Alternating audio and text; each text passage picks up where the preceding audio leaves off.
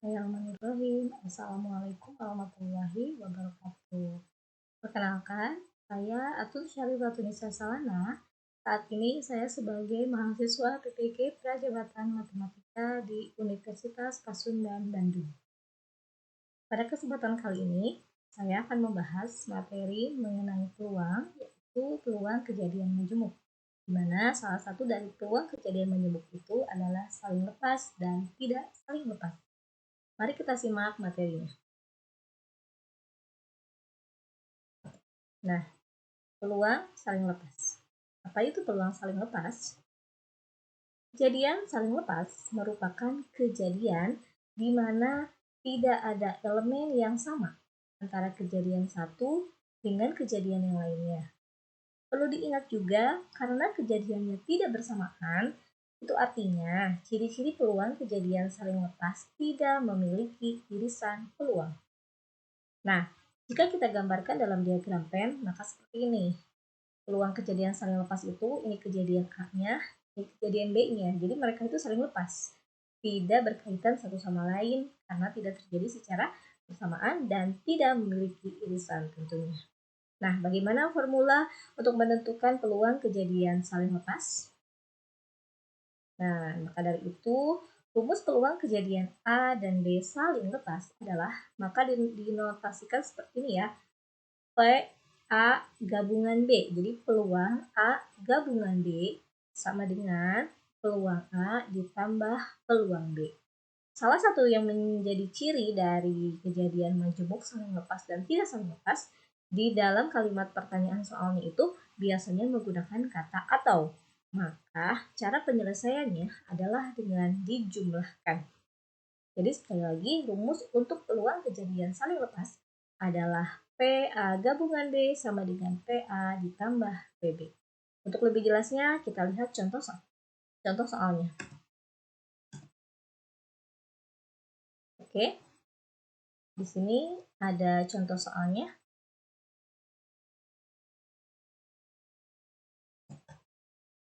Ya, kan?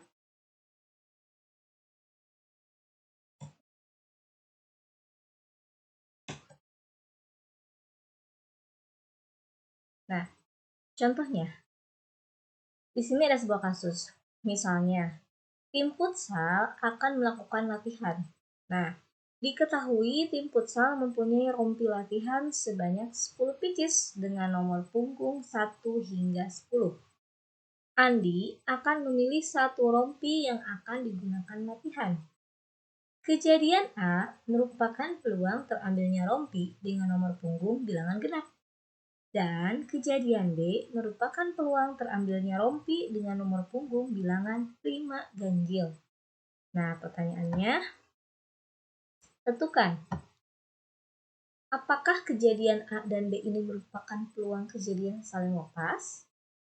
Kemudian harus ditentukan juga peluang kejadian A atau B. Nah, tadi seperti yang sudah saya katakan, bahwa ciri dari kejadian saling lepas atau tidak saling lepas, itu kalimat pertanyaannya biasanya menggunakan kata atau ya. Oke, bagaimana cara menjawab pertanyaan nomor 1? Apakah ini merupakan kejadian saling lepas atau tidak? Jika dilihat dari definisi yang tadi, saling lepas itu adalah yang tidak memiliki irisan. Maka kita harus tahu dulu himpunan dari setiap kejadian. Nah, setelah itu kita lihat apakah ada irisannya atau tidak. Jadi, bagaimana cara penyelesaiannya? Yang pertama, tentu saja kita harus menentukan dulu ruang sampel dari semua kejadian. Jadi ruang sampelnya itu semua kejadiannya.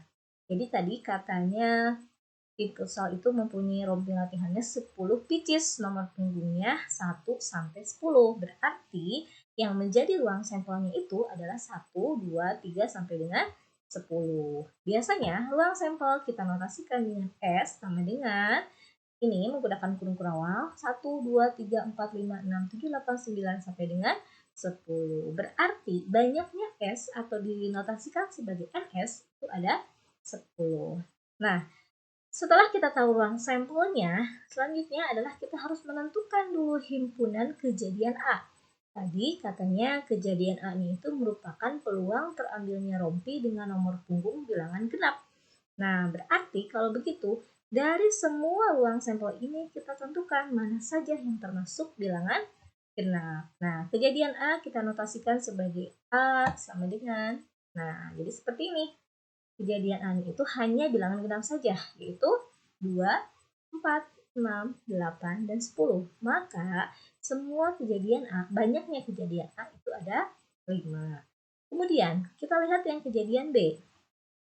Katanya, kejadian B itu merupakan peluang terambilnya rompi dengan nomor punggung bilangan prima ganjil. Nah, hati-hati, prima juga ada yang genap. Jadi prima itu bilangan yang hanya memiliki yang bisa dibagi oleh satu dan oleh bilangan itu sendiri.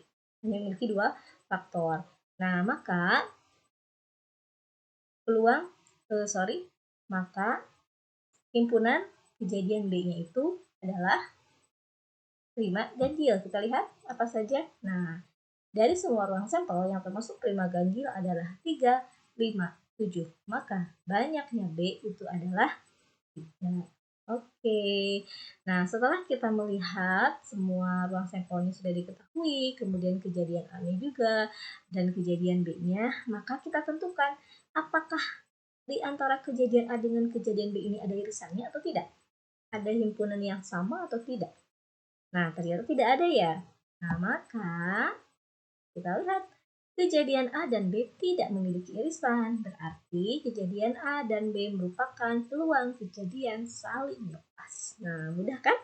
Jadi untuk menentukannya kita lihat saja apakah ada irisan atau tidak ada irisan. Nah, kemudian untuk menjawab nomor 2, kita harus menentukan peluang kejadian A atau B. Peluang, masih ingat rumus peluang? Rumus peluang itu adalah NA per NS. Kita lihat, tinggal kita substitusikan saja. Nah, peluang A itu adalah NA per NS, NA-nya tadi 5, kemudian NS-nya 10. Sedangkan peluang B itu NB-nya 3, NS-nya adalah 10. Maka peluang A itu 5 per 10, dan peluang B itu 3 per 10. Kemudian, karena tidak ada irisan, jadi tidak perlu dicari peluang A irisan B-nya. Kita langsung saja ke dalam formula kejadian saling lepas. Apa yang tadi sudah saya sampaikan, bahwa rumus dari peluang kejadian saling lepas adalah, nah, peluang A gabungan B sama dengan peluang A ditambah peluang B. Jadi tinggal kita substitusikan saja peluang A ditambah peluang B. Maka 5 per 10 ditambah 3 per 10 sama dengan 8 per 10. Kemudian kita sederhanakan menjadi 4 per 5. Nah, jadi peluang terambilnya rompi dengan nomor genap atau prima ganjil adalah 4 per 5. Nah, jadi seperti itu untuk menjawab soal dari kasus seperti ini. Nah, biasanya memang yang sudah saya ulangi dari tadi bahwa kejadian saling lepas itu selalu menggunakan kata atau. Nah, jadi kesimpulannya pun seperti ini. Peluang terambilnya rompi dengan nomor genap atau prima ganjil, jadi yang tadi kejadian A atau kejadian B-nya adalah 4 per 5. Seperti itu, mudah sekali kan? Nah, baik. Setelah tadi kita membahas mengenai peluang saling lepas, nah kita juga perlu untuk mengetahui peluang kejadian tidak saling lepas. Nah, apa itu peluang kejadian tidak saling lepas? Kita lihat dulu dari definisinya. Nah, kejadian tidak saling lepas terjadi jika terdapat elemen yang sama antara kejadian satu dengan kejadian lainnya. Kejadian tidak saling lepas juga bisa dikatakan dapat terjadi secara bersamaan. Itu artinya ciri-ciri peluang kejadian tidak saling lepas memiliki irisan peluang.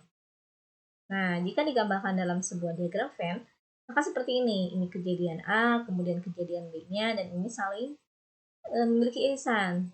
Nah, berkaitan gitu ya. Maka formula yang bisa didapat adalah peluang A gabungan B sama dengan peluang A ditambah peluang B dikurangi peluang A irisan B. Jadi jika yang tadi saling lepas itu hanya peluang A ditambah peluang B-nya saja, maka kalau yang ini tidak saling lepas, jadi dikurangi dengan irisannya. Nah, untuk lebih jelasnya kita lihat dari contoh soalnya. Baik. Ahmad datang terlambat untuk latihan dan tersisa rompi dengan nomor punggung 1 hingga 6. Tanpa melihat nomor rompi, Ahmad mengambil rompi secara acak. Kejadian A merupakan peluang terambilnya rompi dengan nomor punggung bilangan ganjil, dan kejadian B merupakan peluang terambilnya rompi dengan nomor punggung bilangan kelipatan 3. Kita lihat, apakah kejadian A dan B ini merupakan kejadian saling lepas? Kemudian, tentukan peluang kejadian A atau kejadian B. Nah, seperti yang tadi penyelesaiannya, untuk menyelesaikan nomor 1, pasti kita harus mengetahui dulu apakah dari dua kejadian ini memiliki irisan atau tidak untuk bisa menentukan apakah merupakan kejadian saling lepas atau tidak saling lepas. Maka yang pertama adalah tentukan dulu ruang sampelnya. Nah, nomor punggung 1 hingga 6 berarti ruang sampelnya 1, 2, 3, 4, 5, 6, maka banyaknya ruang sampelnya ada 6. Kemudian kejadian A-nya itu tadi adalah terambilnya rompi dengan nomor bilangan ganjil, berarti dari ruang sampel ini yang ganjilnya saja itu 135 ya, maka banyaknya ada 3. Kemudian kejadian B-nya merupakan terambilnya rompi dengan nomor punggung bilangan kelipatan 3. Jadi yang hanya kelipatan 3 dari NS yaitu ini 3 sampai 6. Jadi banyaknya NB itu ada 2. Nah, kita lihat dari kejadian A dan kejadian B ini apakah ada irisannya? Apakah ada himpunan yang sama?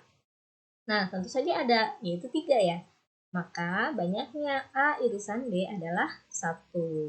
Nah, jika sudah diketahui seperti ini, sudah pasti bisa ditentukan bahwa peluang kejadian ini merupakan peluang kejadian tidak saling lepas. Nah, karena ada irisan. Seperti itu. Kemudian, untuk menjawab yang nomor 2, itu menentukan peluang kejadian A atau B. Nah, seperti yang tadi sama, kita tentukan peluangnya dengan mensubstitusikan rumus peluang. PA itu adalah NA per NS. Jadi NA-nya tadi 3, NS-nya 6, jadi 3 per 6 peluang A-nya. Kemudian peluang B-nya itu 2 per 6.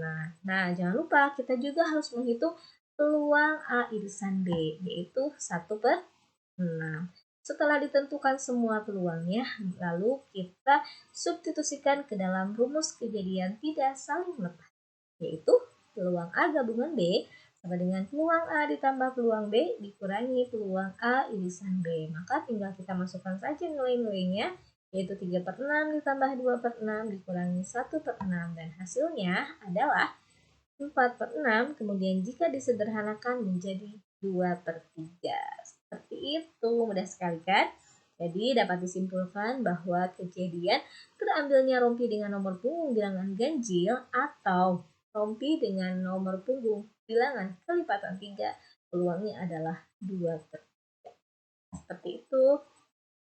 Nah, jadi setelah tadi memahami apa itu kejadian saling lepas, kemudian kejadian tidak saling lepas, dan contoh soal dari masing-masingnya, semoga bisa bermanfaat dan teman-teman semua bisa memahami dan bisa membedakan apa itu peluang saling lepas dan tidak saling lepas. Tuh, terima kasih atas perhatiannya. Sampai bertemu lagi di video selanjutnya. Mohon maaf jika banyak kesalahannya. Wassalamualaikum warahmatullahi wabarakatuh. Dadah.